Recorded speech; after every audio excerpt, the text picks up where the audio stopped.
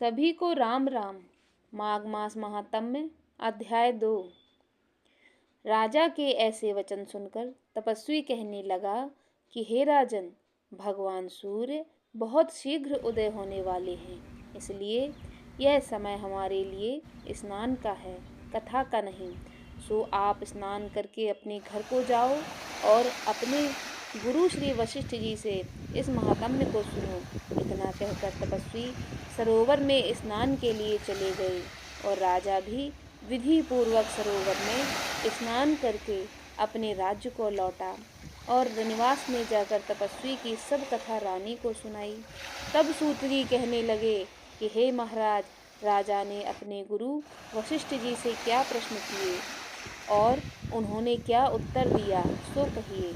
व्यास जी कहने लगे कि हे सूत जी, राजा दिलीप रात्रि के सुख से सोकर प्रातः समय ही अपने गुरु वशिष्ठ जी के पास उनके चरणों को छूकर प्रणाम करके तपस्वी के बताए हुए प्रश्नों को अति नम्रता से पूछा कि गुरुजी, आपने आचार, दंड, नीति, राज्य, धर्म तथा चारों वर्णों के चारों आश्रमों की क्रियाओं, दान और उनके विधान, यज्ञ और उनकी विधियां, व्रत, उनकी प्रतिष्ठा तथा भगवान विष्णु की आराधना करने अनेक प्रकार से तथा विस्तार पूर्वक मुझको बतलाई हैं।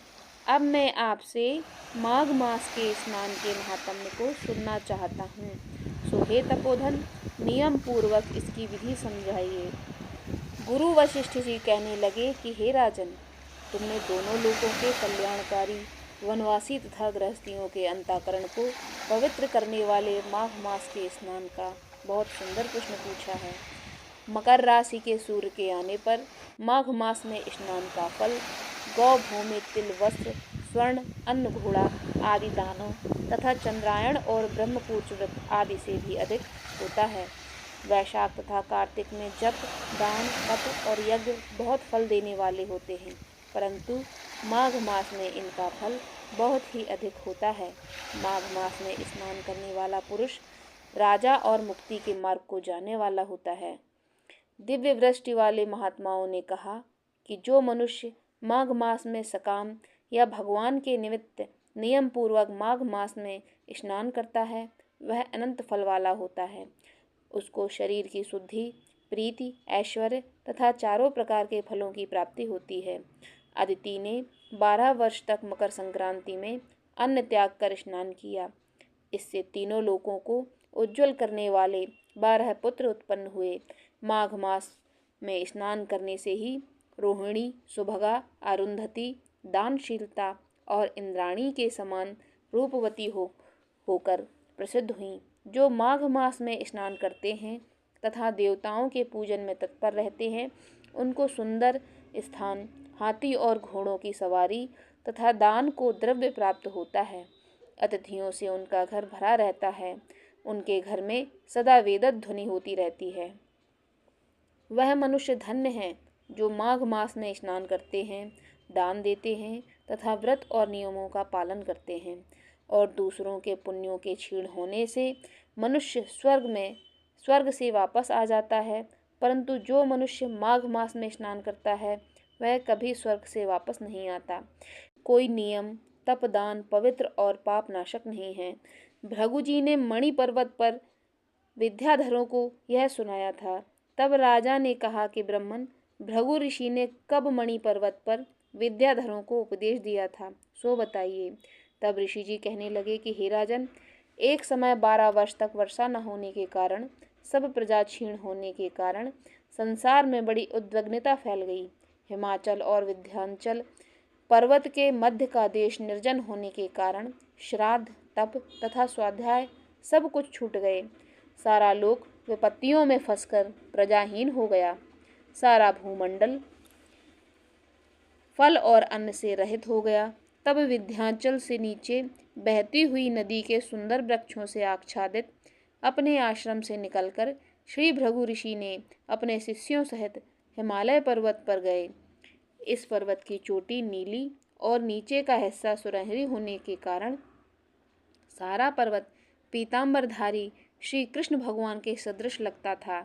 पर्वत के बीच का भाग नीला और बीच बीच में कहीं कहीं सफ़ेद स्फटिक होने से तारों से युक्त आकाश जैसी शोभा को प्राप्त होता।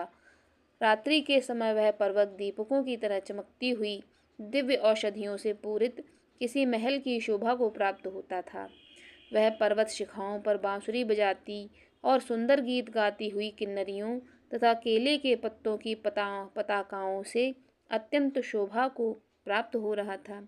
यह पर्वत नीलम, पन्ना, पुखराज तथा इसकी चोटी से निकलती हुई रंग बिरंगी किरणों से इंद्रधनुष के समान प्रतीत होता था। स्वर्ण आदि सब धातुओं से चमकते हुए रत्नों से चारों ओर फैली हुई अग्निज्वाला के समान शोभायमान था।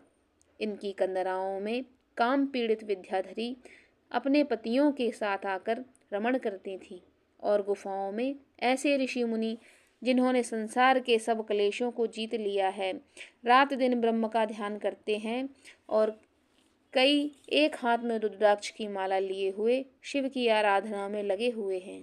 पर्वत के नीचे भागों में जंगली हाथी अपनी बच्चों के साथ खेल रहे थे तथा कस्तूरी वाले रंग बिरंगे मृगों के झुंड इधर उधर भाग रहे थे।